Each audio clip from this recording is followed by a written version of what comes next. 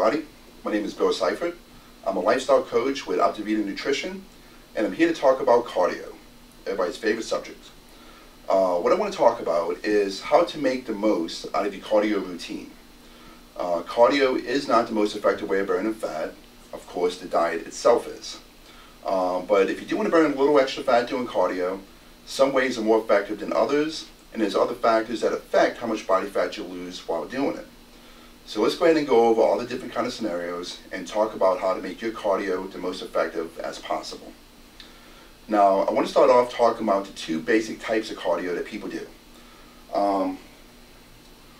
One is keeping your heart rate low at about 60% of your max. The other one is keeping it a little bit higher at 85% of your max.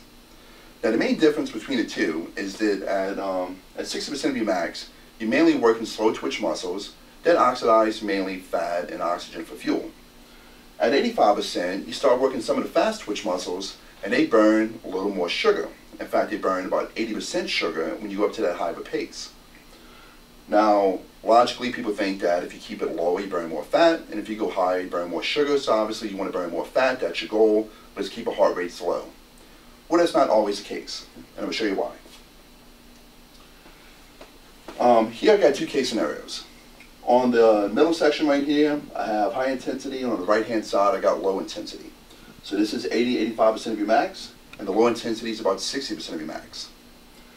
Now, if you're on a treadmill, or if you're outside running, high intensity is running about 8 miles an hour. Low intensity is about 3 miles an hour. Now, it would take you about 7.5 minutes to go 1 mile if you keep it up at 8 miles an hour. And it takes you about 20 minutes to go 1 mile if you actually keep it at 3 miles an hour. So, you're not really going that fast with the low intensity cardio. And since you go on low intensity, you only burn about 4 calories a minute. That's it. If you go a little bit high intensity, you burn 4 times that at 16 calories a minute. Now, where do those calories come from?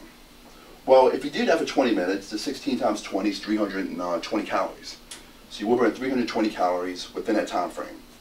Now, this is for a 150-pound man. Just keep that in mind. If you weigh less, you burn less. You weigh more, you burn more. Now, 20 minutes of low-intensity cardio, it burns about 80 calories. And if you said, maybe you burn more than that, maybe the treadmill says you're burning 400 or 500 calories an hour, it's most probably wrong. The estimations you have on there is very generic. It's not really specified to your body type. So for a 150-pound man, this is very accurate. Now, let's look at percentages. At high intensity, you burn about 20% fat and about 80% sugar. At low intensity, you burn about 80% fat and about 20% sugar. Now, 20% of 320 is 64 calories of fat. On the opposite, 80% of 80 calories is 64 calories of fat. They burn the exact same amount of fat in 20 minutes. So you don't burn more fat doing low intensity, you burn just the same amount. Now, above 20 minutes, you actually start burning more fat than the low intensity. So up to 20 minutes, you're actually burning the same amount of fat. But the difference is that you're going to burn 256 calories of sugar at the high intensity. At the low intensity, you burn about 16 calories of sugar. Now, believe it or not, the total amount of calories burned is more of a deciding factor. Burning 320 calories in 20 minutes is going to burn a lot more fat in the long run than burning 80 calories. So ideally, you want to keep your heart rate up higher. Now, what you want to do is, if you did no resistance training whatsoever, you go into the gym in the afternoon after you ate a meal, usually you want to keep it at high intensity for the first 20 minutes. It takes about 20 minutes on average to start burning body fat. So if you actually keep it up at pretty high intensity, you will lower your sugar quicker and go to a higher fat burning zone quicker. Now, once your blood sugar drops, at that point, you have a higher risk of burning body fat, actually muscle at that point. So you do want to drop it down to low intensity for the rest of the duration. So if you do 45 minutes of cardio, 20 minutes at high intensity, 25 minutes at low intensity, and you will burn the highest amount of fat. If you did resistance training first, that does lower your blood sugar levels. So at that point, you want to keep it pretty much low intensity after the fact. Because at that point, since you have no sugar, you're burning pretty much all fat, and that's what you want to do. If you go high intensity and try to burn off more sugar and you have none in your body, well, then you might start burning away some muscle. And if you lose muscle, your metabolism drops. So this is a rule of thumb here. If you could do high intensity cardio, if your knees can take it, you condition for it, please try it. It's a lot more fun. You can race your friends. If you have to, you can do intervals where you do 30 seconds of sprinting, 2 minutes of walking. It's a lot more fun and 4 times more effective than regular cardio. Now, besides just the cardio itself, there are other factors that's going to affect how much body fat you actually burn. And most of them are actually hormones. Hormones help regulate how much fat you're going to liberate in the first place. Now, the first one, which is the most important, is the amount of glucose in your bloodstream. If you eat a whole lot of carbs and you go into the gym, you have a lot of blood glucose, and you also have a lot of insulin, because insulin is a regulator that takes the glucose out of your bloodstream. With a high amount of insulin in the bloodstream, you can't burn fat. It actually seals up the little sacs that fat's stored in, and it makes it almost impossible to liberate fatty acids. So if you go into the gym, make sure you had no carbohydrates for at least a couple hours beforehand to lower your blood sugar. In my opinion, the 2 best times to do cardio is when you first wake up before you eat breakfast, because that's when you have the least amount of blood sugar. Blood sugar is very low, and you have the least amount of insulin, and you could burn the most amount of fat. The second best time to do regular cardio is after your workout. After you work out, again, you just lowered your blood sugar, you lowered your insulin, you can burn primarily fat at that point. If it's 6 o'clock in the afternoon, you just got off of work, do the high intensity. That will be the most effective way of doing it, and that's the best way of controlling the insulin and blood sugar levels. The next one, when your blood sugar gets very low, you make the opposite of insulin, which is glucogen. And glucogen is what actually liberates fat and sugars into the bloodstream to give you energy. When the glucogen actually releases the carbs, the hormone-sensitive lipase is what actually releases the fat into the bloodstream.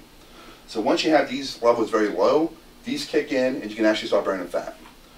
Without the glucogen and the hormone-sensitive lipase level is elevated, you're not going to burn that much fat. So what you eat before your cardio is very, very important in determining how much fat you're going to burn during the session. The next one is your epinephrine. That helps release fatty acids itself. You do need some kind of mediator that helps you release fat into the bloodstream. So caffeine helps release low epinephrine. That is something if you don't have high blood pressure or any kind of issues where you can take caffeine, that does help in the process of actually liberating fat. And again, how much we eat, that's huge.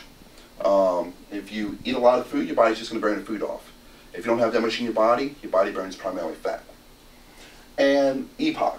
And EPOC stands for post-exercise oxygen consumption. This is the way dietitians find out what your metabolic rate is. They have you breathe in a tube for about 20 minutes, see how much oxygen you intake and how much you release. The more oxygen you actually intake, the higher the metabolism.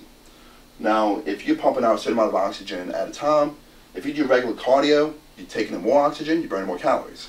You quit doing the cardio, you're back to square one. It doesn't work after the fact. EPOCs increase from doing intervals. So when you're actually doing sprints, you're actually breaking muscle fibers. Those white muscle fibers start breaking apart.